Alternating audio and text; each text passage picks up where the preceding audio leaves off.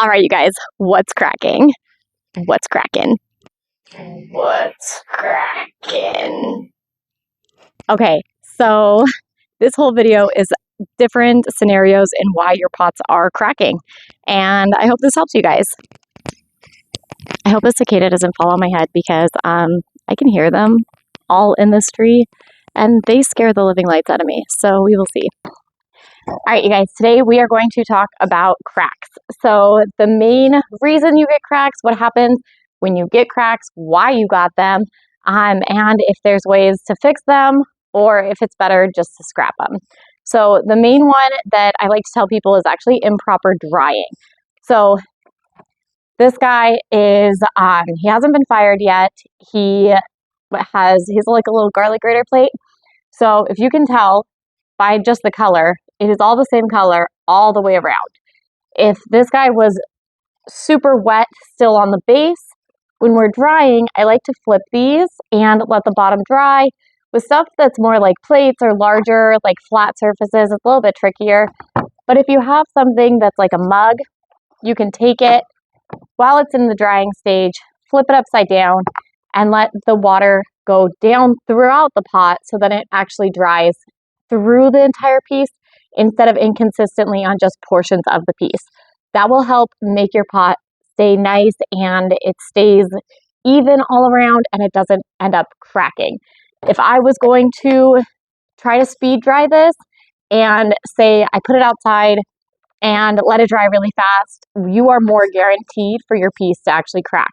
So speed drying, like any kind of rapid drying, is not good for your piece. It has a higher risk of making your piece dry uneven, or really, like, sometimes if the sun is actually right on your piece, what will happen is this whole like part can actually completely almost dry out and then it will just crack completely off. Like, I've seen that happen. We're in a pretty good medium-sized community studio here in Arizona, and a lot of people end up putting their pieces outside. It's 110 degrees outside and the sun will just hit one spot and they won't go out there and like either turn it, try to get it as even as they can by putting it outside, and their piece is too dry by the time they go out, even if it's been 5 minutes, or it dried super uneven, and when they're trying to trim it, it goes in the kiln and it comes out of the kiln and it cracks. And it's based off of the unevenness of the drying schedule. That is a huge reason your pots are going to crack. The next thing is inconsistent thickness. So when you're throwing a pot, you want to make sure the base is completely even. As you're going, this whole portion is the same thickness all the way around. Same with your walls. As you're pulling, this needs to be completely even. That's why it's really important when you're making your pulls that your hands are right next to each other and you're pretending like you're touching throughout that entire pull. As you're going with that base, you're pulling all the way up.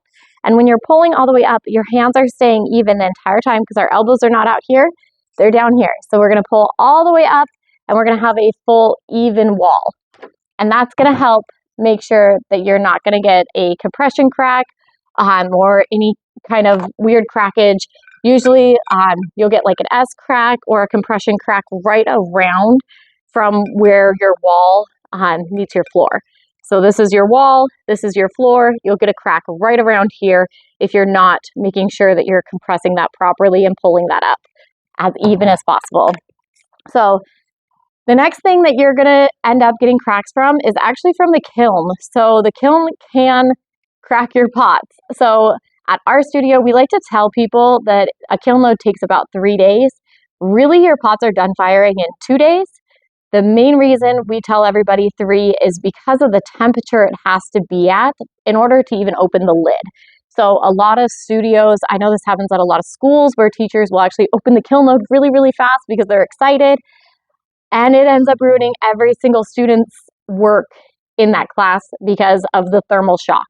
So you open that up and say it's 400 degrees Fahrenheit and you open it up really fast.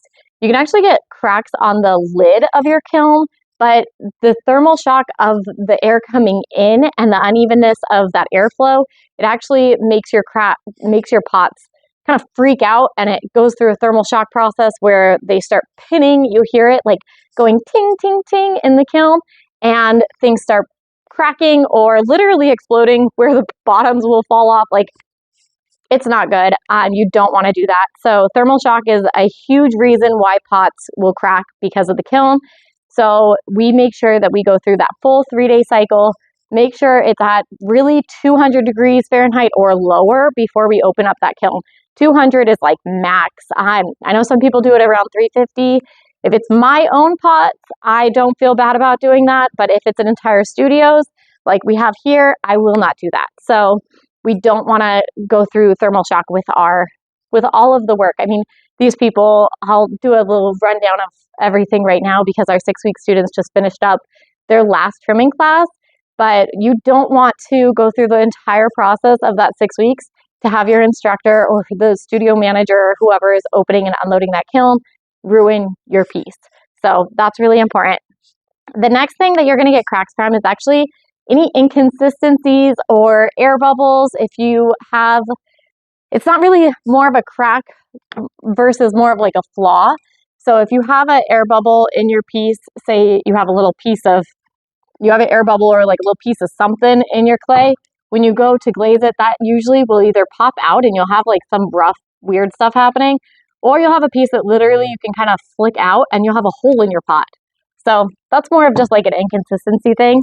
The next thing that I want to talk about, and I'll show a little video beside me, is a thing that I've heard a lot of potters call it springing. It's when you attach something to your pot, say a handle. You're attaching that handle and it just kind of pops off just lightly, like it's still attached on one part, but the main part just kind of pops right off. This, I like to call it springing, and really it is because of the inconsistency, and it is a crack because like you're attaching it. Let me grab a mug. Okay, I actually have a bowl that I can show you that is exactly this. So this one, it didn't pop like completely off, but you can see these crack lines, this like fracture, this like hairline fracture right here, where it is broken. It's not attached properly. What happens with this in order to fix it is usually you throw your bowl. When you go to trim it, it's that leather hard stage, and then you go to attach this and your handle is still wet. Like your handle is made from brand new fresh clay out of the bag, which means that it is a wetter consistency than what your piece is. So when I attach this bowl, when I attach the handle to the bowl, as I push it on, it's a different wetness consistency than my bowl. So that means when I'm drying it, I need to dry it very slow and very even.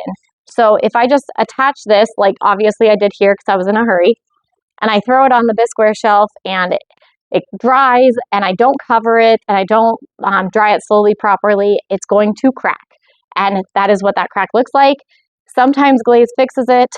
I like to say that most of the time glaze makes it worse because glaze likes to show you all your flaws.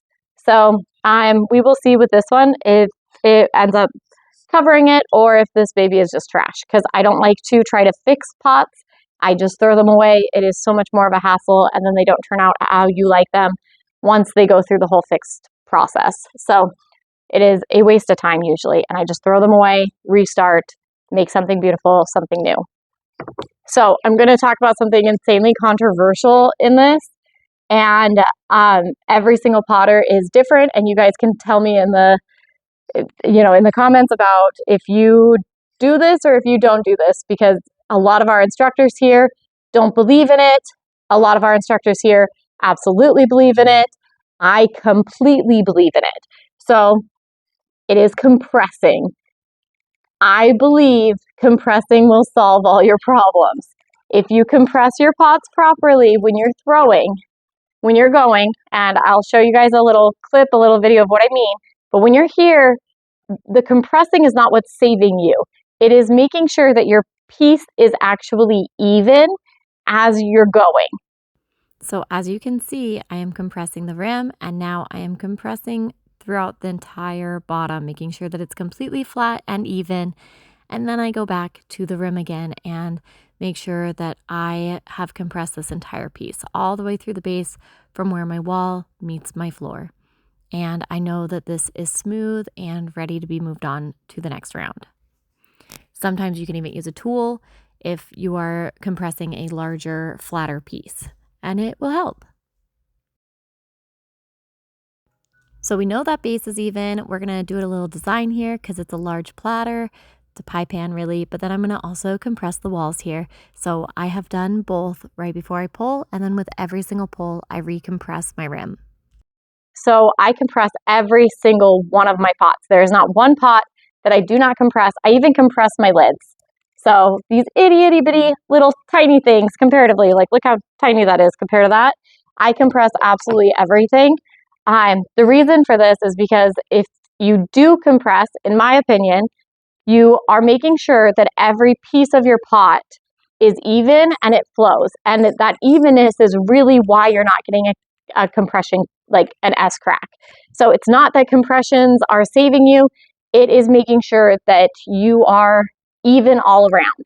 So as you're compressing here, as you're going here, it's going to make sure your entire base is flat and the same thickness. As you compress right here and you're pulling up, I always start where my wall meets my floor and I hold right here, and that is actually compressing right here. So I don't get compression cracks. I have not had this since I was a very beginner potter. When the entire base falls off, it is usually because it's a pressure crack. And if you compress while you're doing it, so I hold and I compress my piece down and then I pull,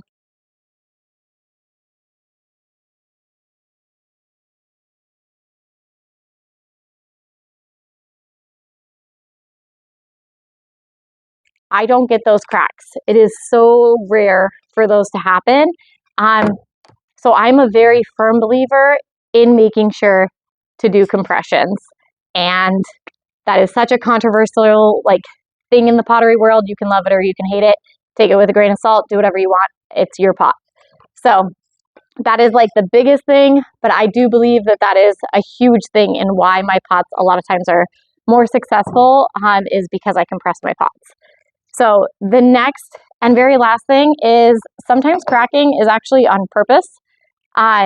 This is a crystalline glaze and it actually has all these crackings. It's called crazing on it, and crazing can be purposeful. It's in a lot of crystalline glazes, or it can be non-purposeful, and all of these little lines that you guys see here will actually continue to crack for years. So if you take it out of the kiln and you have, you can hear it. You can hear it in the kiln a lot, and then sometimes if it's sitting on a shelf, you actually can still hear tinging, and it's because your glaze doesn't match your clay. So when we do clay checks or glaze checks at our studio, we are actually looking for making sure that it's the same firing temperature and that it works with our clay body that we use at our studio. So we are looking for a few things with that to make sure that the glaze itself doesn't fall off. Glazing is like a whole different story with this, and that's a whole different video on its own.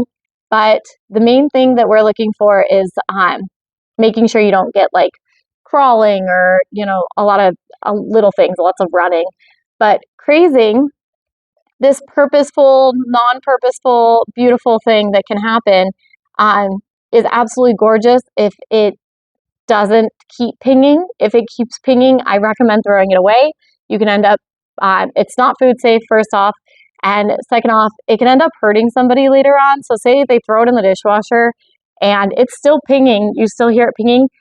I've heard stories where it's shattered on people. So I don't recommend that if it's not a purposeful thing. So my pots, they don't ping.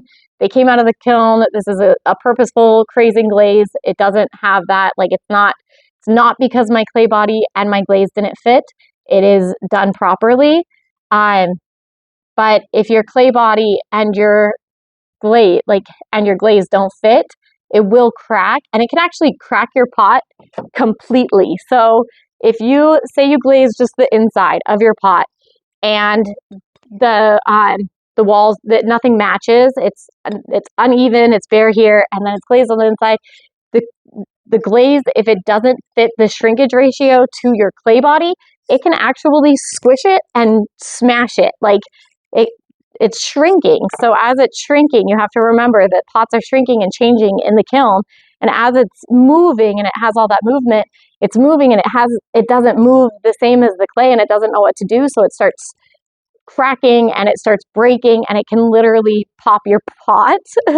So that's why when people ask in our studio if we're a little picky about our glazes, we are, because it can ruin either your neighbor's pots if they're next to each other in the kiln, or it can ruin our shelves. It just depends. But those are the main reasons, and I'm going to show you guys these up close.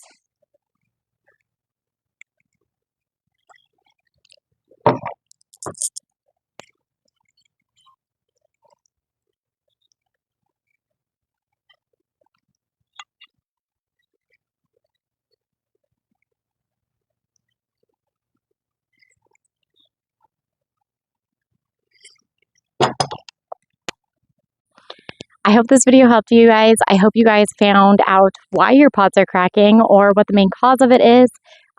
If not, and you're still having issues, send us a DM on Instagram and we'll problem solve together, because why not? We're potters and we like to come in as a community and help each other out. So thanks for watching, you guys. See you later.